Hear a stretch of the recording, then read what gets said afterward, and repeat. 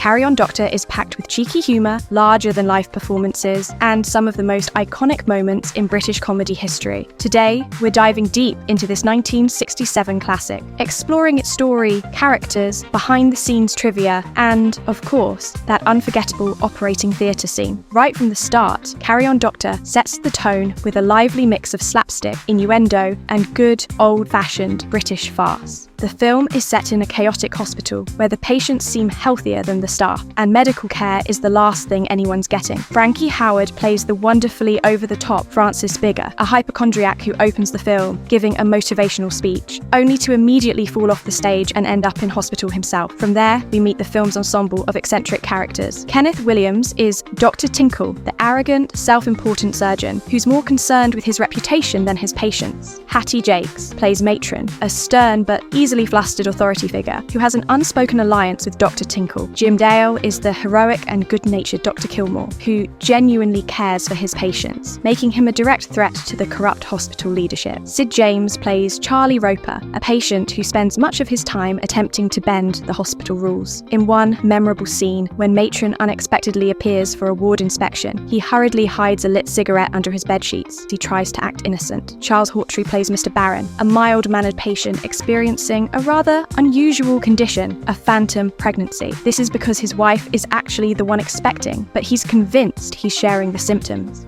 It's a classic carry-on setup, allowing Hawtrey to deliver his signature mix of campy bewilderment and comedic timing.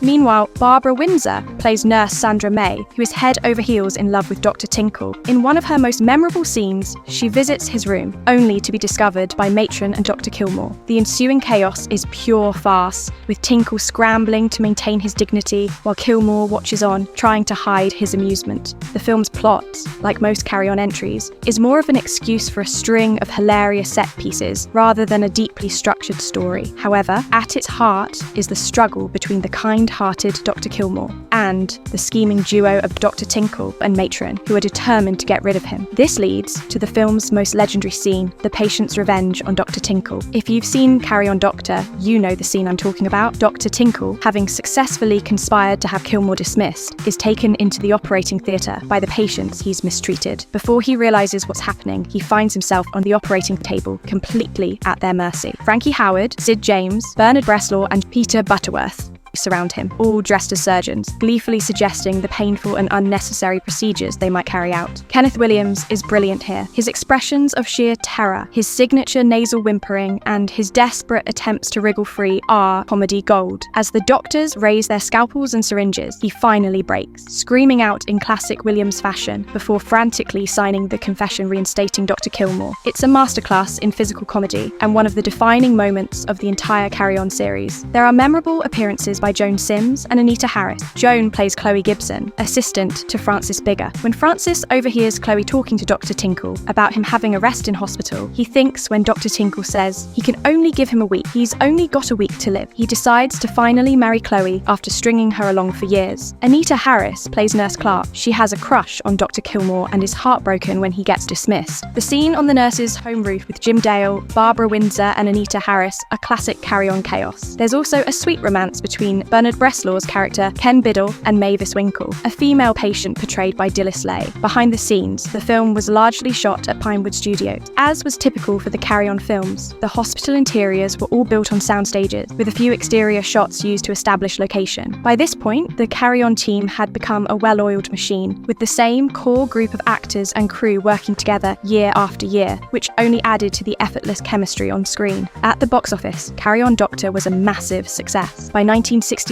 the series was at its peak, and audiences flocked to see the latest installment. Critics, as always, were divided. Some dismissed it as crude and lowbrow, while others recognised its expertly crafted humour and timeless appeal. And let's be honest, Carry On films were never made for critics. They were made to make people laugh, and they did that brilliantly. Looking back, Carry On Doctor remains one of the strongest entries in the series. The hospital setting provides endless opportunities for comedy, and the cast is at the top of their game.